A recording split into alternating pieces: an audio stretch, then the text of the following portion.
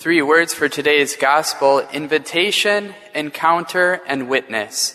So invitation is that we have Philip who finds Nathanael and basically says, come and see. And so it's good for us to be aware of that. That's what we're supposed to do. And that Jesus, when he seeks communion with others, he uses us. We are the hands and feet of Christ. And so we bring people to Christ. He uses our voice to bring others to Christ. And then encounter is this beautiful encounter of Nathanael with Jesus, where Nathanael, he says, okay, I've been invited, come and see. And he goes, and then he realizes that the one who he's seeking communion with, this Jesus, who's from Nazareth, is that Jesus has been in communion with him. Because he even says, how do you know me? How do you know me? I saw you under the fig tree. This scene of Jesus is the communion that he seeks with Nathanael, and that he also seeks with all of us.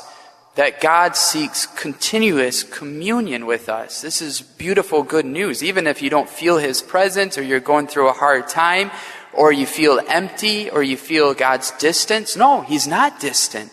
He's seeking communion with you, even in the dark that you may be experiencing. He's there, he's seeing you, and he's loving you.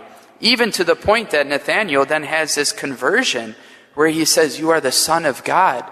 So Jesus was gazing upon Nathanael not with this kind of cruel observation or just looking. He was looking at the gaze of Jesus because Jesus was gazing with him with love. And it's only love that can cause us to give our lives to another. And then lastly is about witness, is that he calls Philip, he says, I saw you under the fig tree. And St. Augustine, he says, an allegorical interpretation of that is that being under the shadow of the fig tree is being under sin and death. And so he calls Nathanael in communion out of sin and death, out of darkness into life, into relationship with him. And then he goes out and he's sent out and he's a martyr for the faith. He proclaims Christ even to the point of death. And so it's a motto for us to also be bold in witnessing Christ. Because throughout history, if we study history, is that human persons have been disappointed or dissatisfied with their condition. And we're always throughout history trying to find something to a remedy to our condition.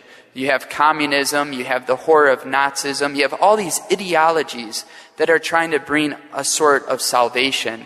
And it's only Jesus Christ who is the true salvation.